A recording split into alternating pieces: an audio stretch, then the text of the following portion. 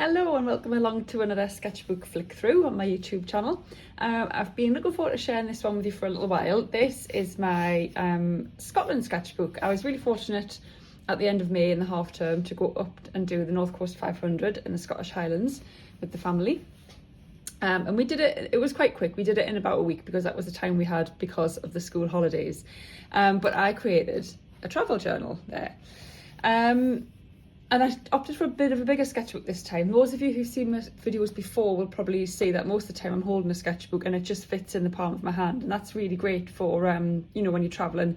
I always take my toiletry bag with just a few odds and ends in it, so I'm not overwhelmed by lots of art materials. But this time, because I knew that I could use the glove compartment in the van, I thought I'm going to really challenge myself and I'm going to take this big sketchbook with me. And you can see it's a big concertina sketchbook and it's lovely. The nice thing about these is you can use one side but the paper's doubled up, if I can lift that there, so you can use the second side knowing that the first side, whatever you've done on the first part of the concertina book, shouldn't soak through to the other side. So I've just said I've got to go back to Scotland again for another holiday so I can do the second side.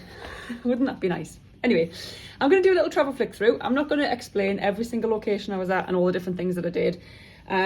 I think when I do a travel sketchbook, I just record the things that I really enjoy. I take lots of photographs. Sometimes I'll sit at the end of the day outside the tent of the van and I will draw. But what I don't always do is I don't hold myself to checking in with the book every day. And I think that's quite important because you have to have your holiday and you have to enjoy it and not feel like you've given yourself homework. You don't want to feel like you've got a sketchbook kind of looming over your head. Do it when it feels fun. You know, like I sometimes have, like, we'll have a nice meal outside the tent and then it's like a little glass of wine, half an hour of sketching. And if I don't get things done, that's totally fine. If I don't get everything done, what I sometimes do, because I know I've got photographs, is I will go through where I've been. So let me just, so say something like this here. I just wrote, when this was a completely blank page, I just wrote Cairns at the Walligo Steps and Castle Sinclair, and I put my little date stamp on it because I've got my little librarian stamp that I love playing with. Ka-chunk, makes a really nice noise. And that just meant that I could go back and I sort of knew the sequence of events. I knew the places I was going, but I didn't feel like I had to sit every single night and sort of ignore the family and just do lots of drawing. I just did it as and when it took my fancy. And I did do a bit of drawing and I took lots of photographs and I really enjoyed it. And what I've actually enjoyed, because I didn't fill it all when I was away, is coming home and then going back to it, because it kind of makes you look back at your photographs again. And just remember some of the places you went to and then really look and really enjoy the colour and really enjoy drawing. And I just sometimes sit at the end of the day with a cup of tea, my headphones, and at the kitchen table there's always a lot of football on in my house, so I take over that little area, spread all my gear out and just enjoy playing in the sketchbook. So it's very big and long, this one. It's a concertina book, so it just goes on and on and on and on and on and on and on. And I wish I could do a shot of the whole thing opened up because that would be pretty cool, but I'm just filming on my ironing board at the moment and I think I've run out of space. So I'm just going to start here because I've already waffled on for 3.5 minutes, I've just realised. So lots of drawing straight away off to Chanry Point on the first day. Sometimes I've got a little mini thermal printer, so sometimes I just print a couple of snaps out. What I've done is I've recorded lots of the landscapes that I saw, and then little family snaps and snippets I've put in as little thermal printed bits and bobs. So off to see a waterfall, just writing a little bit about where I was.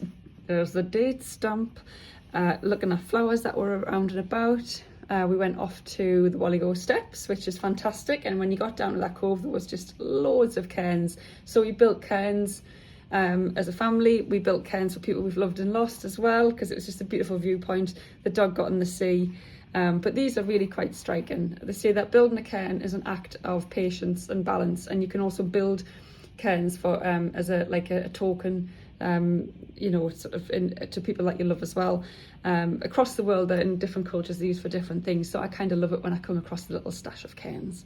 But yeah, just lots of little drawings, and they're quick. They're not perfect, they're quick. This one I think was done outside the tent, and we just had the most beautifuful sunset at John O'Groats. and it's very quick and very watery, and sometimes it's a bit scribbly, but that's okay. It doesn't have to be totally perfect. This is another one that was done on site as well, and then I think I actually added the colour when I got home. So sometimes it's just a really quick pencil sketch, and then I come home and add bits and bobs to it. This one is the one that opens up quite nicely because it was just little bits in the harbour at John O'Groats. So this is just a lovely coiled up piece of rope, and everything else is quite rough around here, but this is just much more fun, a bit more detail in that bit there. I'm trying to do the concertina sketchbook thing without knocking the camera all the time. We went off the next morning after John O'Groats before we left the area, and we saw the Duncansby Stacks, which are some fantastic outcrops of rock from the coastline. This was done when I got home. This, I got some new massive pencils. They're called Woody 3-in-1s that I saw from a lovely lady when I was doing a workshop in Blackburn recently, and she let me have a little play with her pencils, and I've gone and bought some for myself because they are so lovely. They're like big chunky watercolour pencils. And they're water soluble, but if you don't even use water on them, they're just lovely to kind of make big, thick, like really lovely marks on your page. And the white really sits on the surface of other colours as well, so that you can see the white there. Really, it doesn't like disappear into the other colours, which is really nice, because I find white is sometimes a funny pencil that can just get a bit lost. Let's try and fold this bad boy up now a little bit. So this is just tootling along in the van. There's a lot of yellow around the edge, because if there was one colour from this journey, it was the yellow of the gorse in Scotland. It was absolutely fantastic. There's my dog crying in the background. It was just golden all the way through. It was beautiful. And that's just watercolour pencil, but I've put water in the sky, but there's no real blending of the watercolour pencil in the landscape. I just kept it quite rough and ready. The next one, the concertina sketchbooks. The one thing I found about concertina sketchbooks is I love working in them, but when you are sitting outside of a tent or a van with a concertina sketchbook on your knee and you're trying to draw, it tends to concertina all the way to the floor. So that's just a little tip for you. I mean, if they were small, it would be a lot easier, but I went big, so it was just falling off my knee from the camping, like the canvas camping chair all over the place. That's just a little something to bear in mind. Because I tend to do everything just on my lap. Obviously, you know, the glass of wine's kind of on the grass beside me, try not to dip my paintbrushes in it and stuff. And you just got to set up wherever you can. But yeah, these topple because they just go on and on. So tables are good, but if you've got to do it on your lap, that's something to think about when you choose the size of your sketchbook. This is Smoo Cave, which was really lovely, just near Durness, and we stayed at Sango Sands, which is a beautiful campsite with a gorgeous beach on it. And me and my husband went for a swim early in the morning when the kids are fast asleep in the van. It's very hard to wake teenagers, we found, even when you're camping. You've got to rely on the heat of the sun to get them out. Usually if something's too hot for them to sleep in, that's when they start moving. On the road again, so just more really quick sketches of just snapshots. I've just put a couple of little mini thermal printouts here of a landscape, trying to sort of do like a bit of a joiner and carry the landscape on into some writing. This is the Kyleskew Bridge, which is really magnificent in the sense that you don't really see a lot of man-made structures, and then you come across this beautiful kind of arced sweep of a bridge. I was trying to draw rock pool textures. Drawing water was really hard. This is my second waterfall drawing in this book, and it's a bit better, but my goodness, that took me ages and I found it tricky. But this is beautiful as well, Wailing Widow Falls. Just a 10-minute scramble from the side of the road, and then you're at this beautiful waterfall. Achmelvik Beach is probably one of the nicest secluded beaches I've ever seen, which is, I think, being upscaled. We're building a toilet block, and looked like they're extending the car park and stuff when I went there as well. It was down a very, very windy, narrow road to get there, but the water was turquoise and the sand was white. It was just unbelievable. My only regret was I didn't have my cozy with me. And that's some like sort of rock textures, all the beautiful flowers and things that grow out of the rocks there. Lots of pink flowers. I don't actually know their name. If you do know their name, you should drop it in the comments, because I always love learning a few more plant names. Corrie Shallock Gorge, which is a really nice one. It had a big Victorian suspension bridge over it, which the dog was terrified of. We had to really coax him to get over, poor thing. This is Callum, who is a stag who lived, unfortunately I have to use past tense because he just passed away a couple of weeks ago, but he lived around the Torridon car park where a lot of walkers would park up and then go out for the day. And he was, I think he was quite a good age, but because of ill health he had to be put down recently. So we just we're really lucky to have met Callum just from a distance, and he was just sat there in the car park eating carrots and things that people had left him.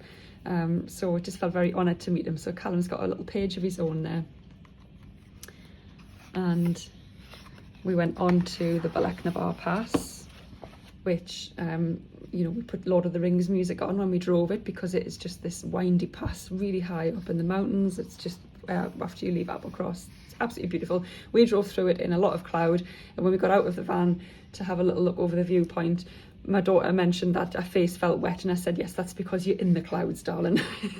So we were really, really high up. It was even though it was a really cloudy day, it was still kind of beautiful. You could still see the way the road snaked down from one side of the pass to the other. We did have to stop the van and cool it off afterwards, so because there was a lovely smell of burning rubber coming from the tyres afterwards. We've got Eileen Donan Castle, which has been used in a lot of TV shows and films apparently, but it was just this beautiful bridge that went out to a little rocky outcrop of castle there. This felt like a bit like coming back into civilization again, because you were heading to Loch Ness for the last night, and there's a little ode to campsite food on the last page. You can't beat a bit of corned beef hash on your knee in a tin plate outside of your van. So that's my travel journal from Scotland. I hope you've enjoyed looking through it. I hope I haven't gone through too fast. I didn't want to kind of tell you every single place that would be in, because sometimes it's seeing the book and seeing how people have put a book together to get ideas for yours perhaps. You know, I love looking at different sketchbooks. It's a real mix of like more drawings that take a bit more time, really quick drawings, photographs, diary entries. If you're doing a travel journal, a date stamp for about £5 on Amazon is a great little addition, because as I say, even if you don't get a chance, oh sorry, I've just knocked the stand. If you don't get a chance to draw while you're away, you can write down where you were, and you can write down the date, and you can come back to it. As I say, don't feel like you set yourself homework with a travel journal. The important thing is you've got to enjoy your travels, and it is nice to come back home and revisit these pages and the photographs you've taken. You know, after the holiday's over, it's a nice kind of way to commit the places to memory, I suppose. You can see how long this is. Could have a super duper lens and just do a really big shot of this massive concertina sketchbook. But yes, there we go. I think one of my favourite pages is the Duncansby stacks, because it was just so much fun playing with those pencils. They're called Woody 3-in-1s, and they're by Stabilo, if you're looking for the really nice big pencils that did those marks. But it's been a joy, and I will keep it at my studio, and I'll keep it at Open Studios next time it's there. So if you're visiting at all and you want to see it, you are very welcome to. I always like flicking through other people's sketchbooks, so it's nice if other people can see mine. See, that was another waterfall. I find waterfalls very hard. There's something to practice there. But it's more about, as I say, committing the memories to paper and enjoying it and playing afterwards, and putting the headphones in and taking some time to get creative, and not making a travel sketchbook feel like homework. And so now I have this like lovely book. Oh, there's my washing machine. It sounds like it's going to take off.